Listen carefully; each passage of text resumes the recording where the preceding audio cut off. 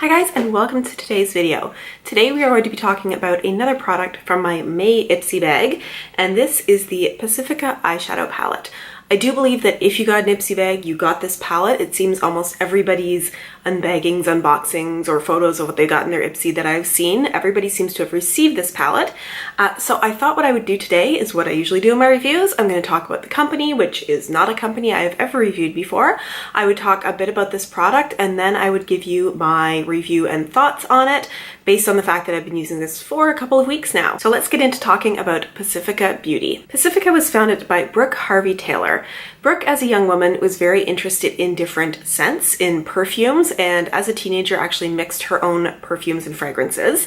When she went into college, she had an opportunity to study aromatherapy, so became knowledgeable about that, and also had an opportunity to learn more about natural fragrances. She and her partner, both partner romantically, I believe, as well as her business partner all this time, worked together for a number of years, I think in the film industry, doing some National Geographic stuff, basically all over the West Coast, and then decided to start their own fragrance company. Started out very much as a grassroots company. It grew mostly through word of mouth. They didn't do a lot of marketing. I wasn't able to find an exact date of when the company started, but I believe it started in the late 90s. I know that their current factory that they run out of Portland has been around for over 10 years. And recently, I think in 2015, if this is still correct, they opened a storefront in their factory in Portland so that they could sell directly to the consumer there. Pacifica's mission is to deliver the best performing products using safe ingredients in recyclable packaging and components, with all products being gluten-free, 100% vegan, and cruelty-free. So if you are a vegan, Pacifica is a brand that you are going to be able to go to, as every product that they have is 100% vegan. The brand is very West Coast. I mean, it's Pacific, but it almost looks, it reminds me of like California, but almost looks like patterns you would see on surfboards. There's lots of like pinks and turquoises. It has that feeling. It's almost like if you took Physicians Formula kind of packaging, where it's a little bit on the busy side, there's lots going on, but gave it a very West Coast flair to it. Quite honestly, the surfboard thing is what I think of. It looks like all of their products, the prints that they have on them, would be things that you would see, while out surfing. Usually when I research companies, I will both look for the company's website, I'll look for other articles about the company, interviews with founders, that sort of thing. And then I'll also look to see if there's been any kind of controversy. I don't think there has been so far as Pacifica goes. The only thing that I could find was a message board where people were saying that their fragrances are not actually 100% natural. Now, I'm not sure how they were defining natural, but that Pacifica, as much as possible, tries to use natural products, but if they can't, they will use synthetic products. So while they are cruelty-free and they are 100% vegan, they are not 100% natural. Although, again, I couldn't define for you what natural means. I think it's a term that a lot of people take to have different meanings. Finally, the product range in Pacifica, you have makeup, as we have here. You have fragrances, that's where they start it. You have hair products, skincare, body products, and you also have nail polishes and candles. To talk about this product in particular, this is the Pacifica Island Life palette. This is actually an exclusive to Ipsy, so you will not be able to find this exact palette on their website. This was something that was made specifically for Ipsy subscriptions. It is also made with natural minerals and coconut water. Now, although we are reviewing this eyeshadow palette today, I wanted to tell you about their other eyeshadows that they have, because if you quite like this product, you cannot get this exact product. So what other kind of eyeshadows do they offer? Well, they have two palettes that are 4-pan palettes that are $14. They look very much like the new ColourPop pressed eyeshadow palettes that have the 4 per palette, very much like that. They also have 3 eyeshadow trios that are like a wheel with 3 eyeshadow colors in it for $12. They have one that looks the most interesting to me. It is a 10 shade palette called the Power of Love, which seems to have some really kind of neat shades in there, as well as a mix of neutrals. And then finally, they have a palette that has eyeshadows, 6 eyeshadows, blushes, and 3 of what they call their coconut highlighters. And that palette is $32. So this palette is a 5-pan palette. It has shades in here that are 100% vegan, cruelty-free. The shades are called Skinny Dip, hoping that Jouer does not sue them for that. Coral Sand, Golden, Treasure, and Sandalwood. In this little palette, you get a totally, for me, toss away little double-sided foam applicator. I don't use those generally. Now, although you cannot specifically get this palette, I do believe in looking at the colors in the other palettes that you can get some of these colors in their other palettes. So if there is a color in here that you fall in love with, I do believe, for example, Sandalwood and I believe Golden are colors that are available in other palettes. I have done my eyeshadow look today with this palette, and I did this look specifically to try to use all of the colors. So I am going to zoom you in to just sort of tell you how I did that. So I started with Treasure and I blended that sort of into my crease and a bit higher so that I could sort of define my crease. I used Skinny Dip as a brow bone highlight as well as for an inner corner highlight, and then tried to bring it down a little bit on the bottom lash line of the inner corner of my eye. I used the pink shade Coral Sand sort of in the inner corner on my lid a little bit. You don't really notice it that much. I used Golden as the center shade in my lid, and then I used the darkest shade here, which is Sandalwood, to darken up the outer portion of my lid a little bit.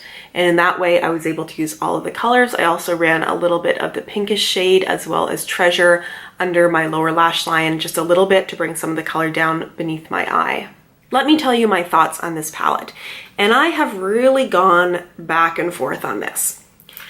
My first impression was an aesthetic one, and it wasn't good. I mean, I looked at this and I don't know if it's the cheapness of the plastic. I mean, even when you have this open, there's something that's rattling around in there.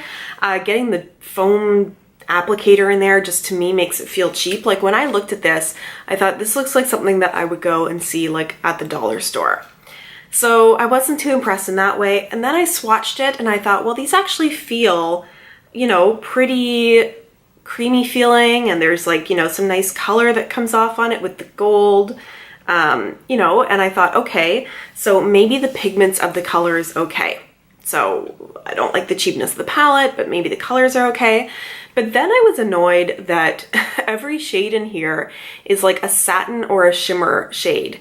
And if you are giving me this palette wanting me to understand what your range of eyeshadows is like, I would really prefer if a couple of these were matte shades. Like I think that this color here, Treasure, which is a really blendable shade, I would prefer if it didn't have the satin sheen, and it doesn't show up so much on your eye that it does have the satin sheen to it, but I still would have preferred it to be matte.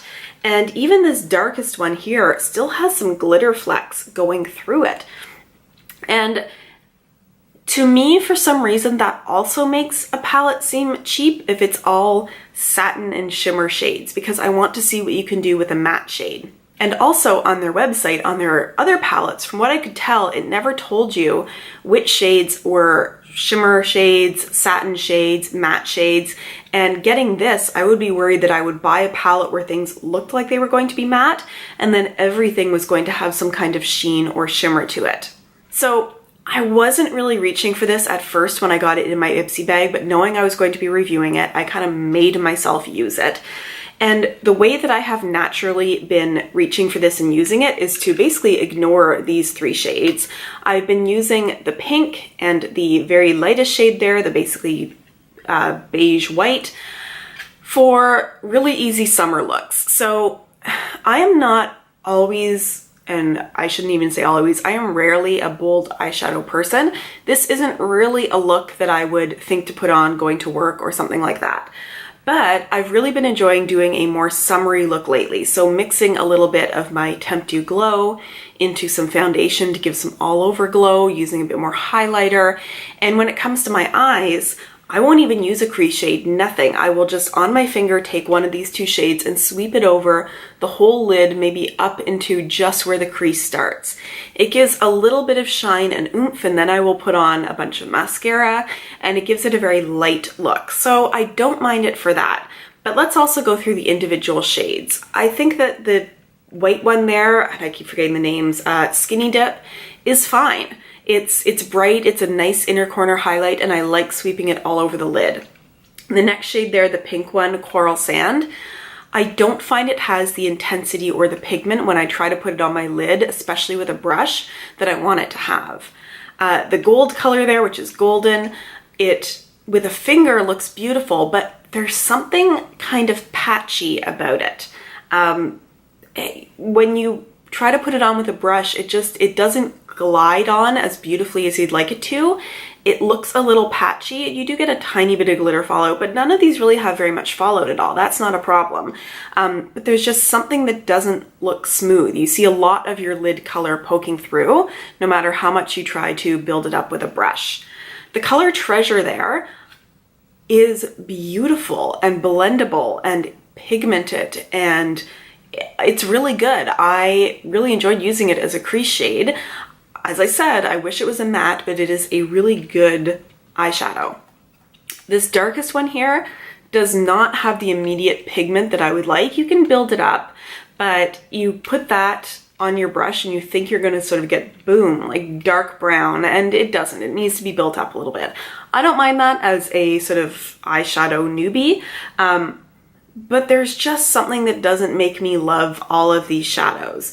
I like Treasure, and I like these lighter ones for some summer looks, but it has its issues. Overall, there is nothing that super calls me to this. Even with these light shades that I've liked to use, I can just use some highlighters that I have, and it does the same thing, but with a little bit more impact. I don't think they're bad. They are soft. Some of them have their issues. What I would say is that if you go to the Pacifica website and you see some of their palettes, and the colors call to you, they're not expensive. I mean, the one that I think is the prettiest there is $20. And, you know, even if a handful, half of those shades are one that you really like and reach for, to me, that's not a bad $20 to have spent. In looking at the range of products they have, I think I would be more likely to go for their fragrances, knowing that that's where they start it. And they kind of appear to be the sort of fragrances that I like, which is that it very much smells like something, like, you know, coconut or jasmine or whatever that might be. But I'm just not sold that this was the best way to present your brand with these eyeshadows. If you had made the packaging a little bit more slick, like even just, I know it's like don't bother giving me that phone applicator, and maybe just give me like 4 square shades. There's just something about this that just feels dollar store. And I know that shouldn't make a difference if the formula is awesome, but then something about the shade range and the colors, I feel like the gold is really out of whack with the rest of what's going on here. It doesn't call to me. Based on this, I'm probably not going to rush out to buy any Pacifica eyeshadows, but I really liked finding out about them because I do think that their fragrances look interesting. You know, some of their body wash products, things like that involve the fragrances seem interesting. And some of like their lip products and some other things also look like they could be really good. So that is my review of this for today. I hope you enjoyed it. Let me know if you got an Ipsy bag, you probably got this palette. What are your thoughts on it? Are you reaching for it? Are you not? Do you have looks that you really like doing with it? Which colors call to you? Love having conversations with you guys in the comments. I answer every comment that I receive. If you liked this video, please consider hitting that thumbs up button down there to let me know. That would be wonderful. If you would like to subscribe to my channel and you have not already, you can click on my face, which should be appearing right about here. And if you want to watch one of my other videos, I will put it here. And otherwise, I will see you in my next video. Have a great day. Bye.